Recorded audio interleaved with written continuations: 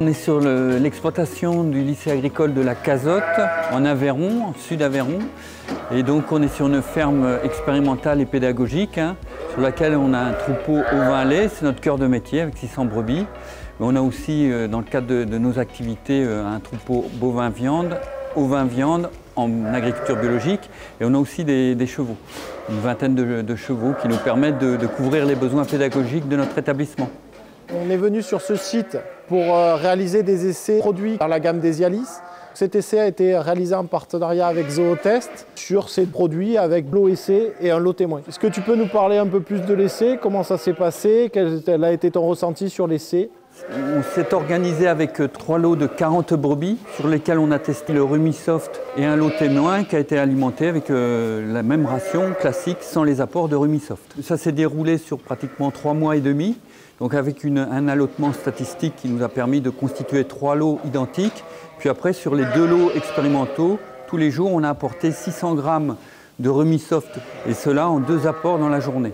Au fur et à mesure du déroulement de l'essai, donc on a fait des contrôles alimentaires toutes les 2 semaines, 3 jours par semaine, de façon à avoir une idée exacte de la consommation de la ration de base des animaux. Et on a pu mesurer un peu l'influence de l'apport de ces aliments sur la consommation globale des lots. Je suis en train de prélever les refus, c'est-à-dire qu'on va les peser pour savoir exactement ce qui a été consommé. Donc on a récolté tous les refus, on va les peser. Donc voilà, au préalable, on a fait la tare du contenant. Laurent, peux-tu expliquer l'intérêt de peser les refus et qu'est-ce qu'on mesure grâce à ça? On mesure justement la consommation ce qui a été consommé par les brebis. On voit exactement ce qu'elles ont consommé sur le lot, quoi. Donc ça nous permet de vérifier l'ingestion journalière et de la suivre au cours du temps. Voilà, donc là il y a sur 264 kilos donnés pour 40 brebis, il reste 48 kilos de refus. Ce qui fait à peu près 20%. Ouais, c'est ça, à peu près, oui. Donc ça, soit on le donne aux béliers, qui sont nourris qu'avec des refus, quand c'est bon, mais si c'est pas bon, on évacue, quoi. Au fumier. Voilà. Merci beaucoup Laurent. Avec plaisir. Donc on s'est aperçu globalement qu'il y avait une augmentation de la consommation qui était favorisée par ces produits d'environ 300 grammes de matière sèche par jour. Donc l'essai a été fait non pas en substitution mais en ajout par-dessus une ration qui était déjà équilibrée. Tout à fait. Et aujourd'hui, sur le ressenti sur les brebis, quel a été votre ressenti global sur l'essai en termes de facilité d'utilisation, en termes de consommation et d'appétence? Alors, les brebis adorent ce produit, il n'y a pas de difficulté de ce point de vue-là. Elles le considèrent presque comme un aliment concentré ou comme de la luzerne déshydratée classique. Donc, au niveau de la consommation, il n'y a pas de difficulté. Après, les lots se sont comportés tout à fait correctement. Il n'y a pas eu de difficultés constatées au niveau des animaux. En termes d'état corporel, elles ont repris de l'état corporel et du poids corporel sans difficulté non plus au cours de la lactation, ce qui est tout à fait normal. Et ça, de la même façon que le lot témoin, avec même une petite amélioration. Sur la salle de traite, tous les 15 jours, on met en place ce qu'on appelle un contrôle laitier. Ça nous permet de mesurer individuellement ce que produit chaque brebis par jour en quantité et en qualité. Donc en fait, on va venir faire un petit prélèvement sur chacune des brebis pour pouvoir mesurer la qualité des brebis, surtout le TB et le TP, pour voir un petit peu l'impact que peuvent avoir les essais qu'on a mis en place sur la bergerie, sur la qualité du lait.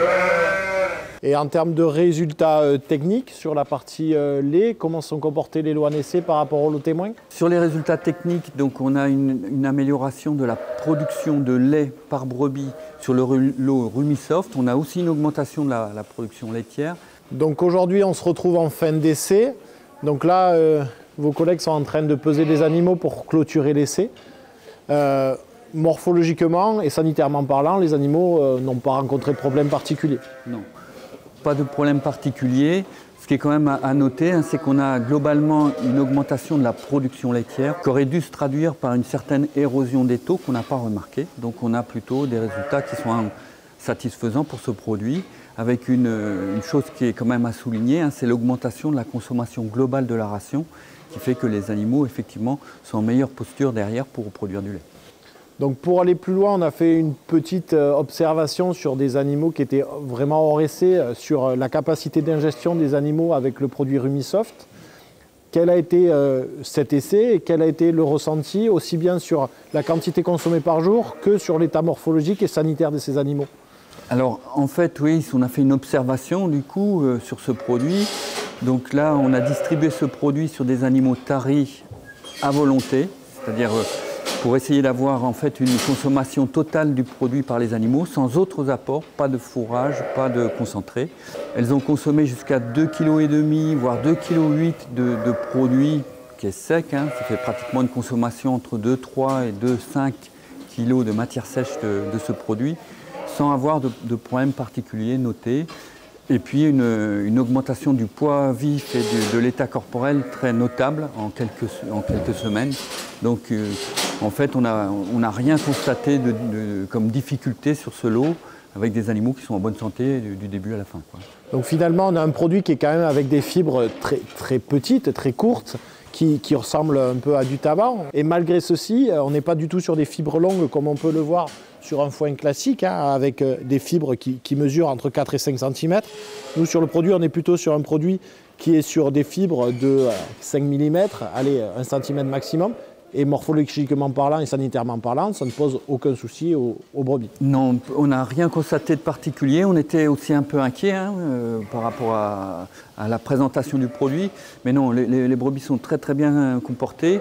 Pour confirmer un peu cela, on a mis à disposition un fourrage grossier en fin d'observation, quand elles étaient à volonté, sans constater que les brebis en aient besoin. En fait, elles l'ont même un peu boudé. Il n'y a que quand on a vraiment amélioré la qualité du foin apporté qu'elles en ont consommé un petit peu. Mais globalement, ce produit distribué seul n'a pas posé de problème particulier. Donc le lait que vous utilisez ici, il sert à quelle production ?